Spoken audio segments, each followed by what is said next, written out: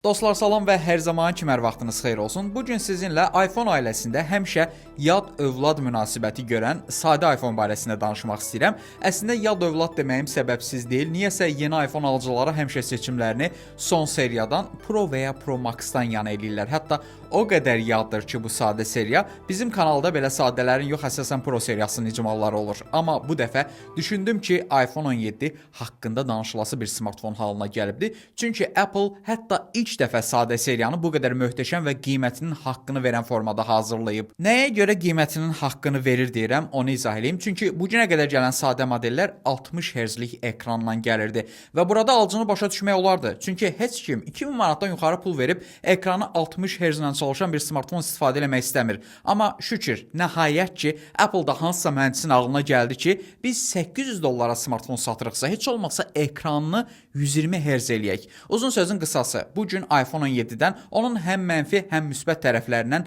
tam tərəfsiz danışacağam. Yaxın əyləşin başlayırıq. İlk olaraq ondan başlayım ki, smartfon Azərbaycanda 256 GB-lıq daxili yaddaş seçimində kontakt.az-da 2340 manata satılır. Bu qiymət Pro variantının eyni daxili yaddaşlı versiyasından təqribən 900 manat daha ucuzdur. Əslində bu çox ciddi bir fərqdir. Qiymətlərə tam dəqiq açıqlama hissəsində yerləşdirəcəyim kontakt.az linkindən baxa bilərsiniz. Amma iPhone 17-nin belə sərfəli qiyməti təqdim olmasına baxmayaraq, hələ də insanların əlində ancaq kosmik orange rəngli Pro və ya Pro Max-ları görürük. Açığı bu məni təəccübləndirir. İndi mən çalışacağam izah edeyim ki, əslində onlara lazım olan Pro yox, elə sadə variantın özüdür. Mənə görə sadə iPhone 17-də ən önəmli birinci yenilik ekranındadır. İndi ekran daha böyük, axıcı və parlaqdır. Nəzərə alın ki, ötənki iPhone 16 6.1 düym ölçülü 60 Hz-lik ekranla gəlirdisə, bu il iPhone 17 6.3 düymlük 120 Hz-lik ProMotion texnologiyalı ekranla qutusundan çıxır. Bu texnologiya axıcılıqdan əlavə 1 və 120 Hz aralığında yenilənmə tezliyini dəyişməklə batareya ömrünə də ciddi mənada qənaət etmiş olur. Üstəlik, Ceramic Shield 2 kimi yeni qoruyucu örtük və 3000 nitsə qədər qalxan maksimum parlaqlıq var. Yəni sadəcə biz ekrana baxsaq 17 Pro-dan ciddi bir fərq görmürük və sırf bu detala görə 900 manat artıq verib 17 Pro-ya keçid eləməyə mənim fikrimə görə dəyməz. İkinci inkişaf edən detallı batareyasıdır. Ekran ölçüsü böyüdüyündən dolayı smartfonda batareya üçün az da olsa əlavə yer açılıb və iPhone 16-dan 131 mAh-lıq daha böyük batareya həcmi ilə gəlir. Yəni istənilən halda 3692 mAh-lıq tutumu, ProMotion texnologiyalı ekranı, enerjiyə daha çox qənaət edən A19 prosesoru ilə iPhone 17 ötənki 16-dan daha yaxşı enerji performansı ortaya qoyur. Təqribən aralarında 8 saatlıq fərq var. iPhone 17 daha üstündür sözsüz ki.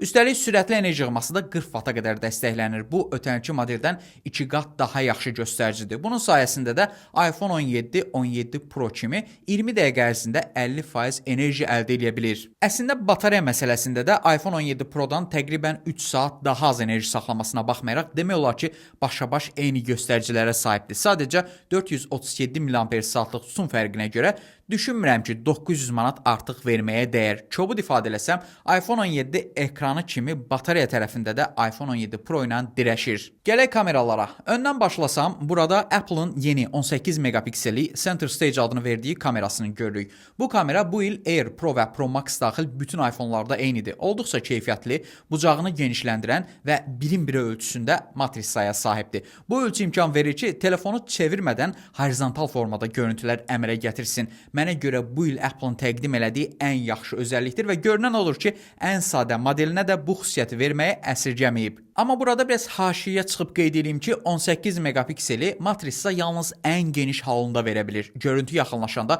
kroplama etdiyindən dolayı fotolarda 13 və 7 megapiksellərə qədər geriləmə müşahidə olunur. İstənilən halda iPhone 17-nin ön kamerası belə əsas vermir ki, biz 900 manat daha artıq pul verib gedib Pro modelini alaq. Çünki bütün modellərdə bu kamera eynidir. Arxada isə vəziyyət fərqlidir. Ən azından ona görə ki, Pro modellər bir ədəd artıq 48 megapikseli Fusion telefoto kamerasına sahibdirlər. Bəli, bu kamera sizə lazımdırsa, daha çox ödəmə eləyib iPhone 17 Pro ala bilərsiniz. Amma mən hələ görməmişəm ki, Pro istifadə edənlər konsertdən görüntülər xaric o kameranı aktiv istifadə eləsinlər. Bizdə daha çox sırf arxada o üçlü dizayn tamamlansın deyə Pro və Pro Max-lar alınır. Yəni tipik iPhone-un bahalı görüntüsü hiss olunsun. Amma şəxsən mən düşünmürəm ki, sırf buna görə Pro-ya keçid keçməyə dəyər. Razıyam, keçmək üçün səbəblər var, amma ən əsas olanı bu deyil. iPhone 17-nin digər 2 kamerasının dəyəri isə Pro və Pro Max-da olduğu kimi 48 megapikseldir. Bu il 17-də 16-dan fərqli olaraq 12 yox, 48 megapiksellik ultra geniş bucaqlı kamera istifadə olundu. Bu da artıq iPhone 17-ni iPhone 16-dan üstün eləyən daha bir element olmuş oldu. Amma biraz dərinə getsək, iPhone 17-də olan əsas 48 megapiksellik kamera tam olaraq 17 Pro və Pro Max-da olan deyil. Baxmayaraq ki, dəyərlər eynidir, amma görüntü əmələ gətirən matrisi ölçüsündə cüzi də olsa fərq var. Bu da sözsüz ki, Pro-nu daha üstün eləyir, amma əminəm ki, bu detallı icmala baxanlardan başqa heç kəs bilmir. Daha bir xırda, amma önəmli məsələyə toxunum. Əgər 900 manat artıq pul versəniz, iPhone 17 Pro ilə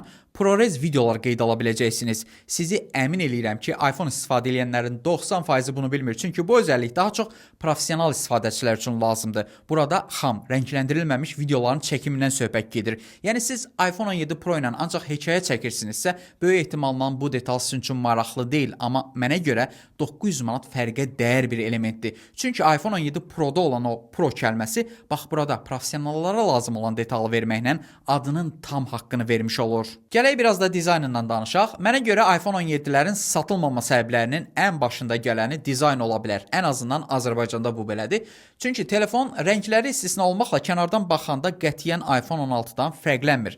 Bizdə isə iPhone alanlar istəyirlər ki, yeni iPhone aldıqları bəlli olsun. Ən azından hekayədə güzgünün qabağında iPhone-dan şəkil çəkdirən zaman. Bəli, təəssüf ki, iPhone 17 bunu hiss elətdirə bilmir. Buna görə də alıcılar 900 manat daha artıq verib, sırf gedib o bir müddət sonra gözü yoran, bezdirən portağal rəngindən yapışırlar. Amma yenə də ən azından ölçü baxımından iPhone 17 16-ya nisbətən daha da böyüyübdür. Rəng seçimləri çox gözəldir. 8 mm qalınlıq, 177 qram ağırlığı ilə kompakt, yüngül smartfon sevənlərin hələ də arzuladığı model olaraq qalır. Üstəlik gövdəsi də istiliyi yaxşı yayan alüminiumdan hazırlanıbdır. Tam sudan, tozdan qorumaya sahibdir. Bir sözlə, flaqmanlara xas olan bütün detallar, digər ki, arxada bir taleyin oyununda cütlənmiş cəmi 2 kamera. Son olaraq texniki hissəni yekunlaşdıracağam. Burada həqiqətən o 900 manatlıq fərqi hiss eləyəcəyik nəhayət ki.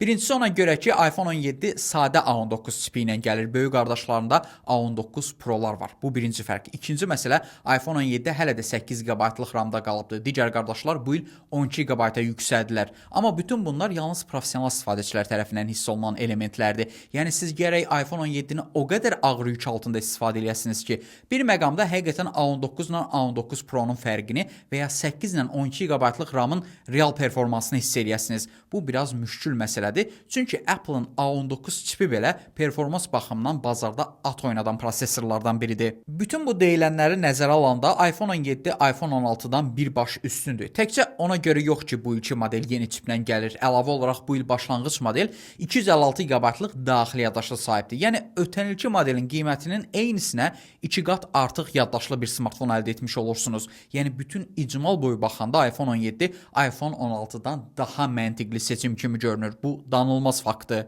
Daha iki məsələ var ki, düşünürəm ki, 17-ni 17 Pro ilə müqayisə edəndə qeydə dəyər 900 manatlıq fərqi yaradan detallardır. Bunlardan birincisi iPhone 17-də 17 Pro-da olan buxar soyutma kamerasının olmaması, digəri USB OTG girişinin hələ də 2.0 texnologiyasında qalmasıdır. Sözgedən port 17 Pro-da USB 3.2 texnologiyası ilə gəlir. Ümumi olaraq iPhone 17 bir əksik telefoto kamerası, daha kiçik ana kamera matrisası, batarya həcminin cüzi azlığı, ProRes video dəstəyi və buxar kamerasının olmaması, USB 2.0 OTG girişi, A19 prosesoru, 8 GB-lıq RAM-ı nisbətən köhnə deyilən ötənki dizayn ilə iPhone 17 Pro-dan geridə qalır. Bəs bütün bunlar bu 900 manatlıq fərqi yaradacaq detallardırmı? Adama görə dəyişər deyərəm, çünki sadalananlar adətən daha professional istifadəçilər üçün lazımdır. Adi gündəlik işləri görənlər, bloqerlər, influencerlər, işi ancaq hekayə paylaşıb, oyun oynamayan, sosial mediada gəzib gün keçirən adamlar məncə heç dediyim fərqləri hiss eləməyəcək. iPhone 16 ilə müqayisədə isə 120 Hz-lik axıcı və daha böyük ekran, yüksək vatlı və böyük həcmli batarya,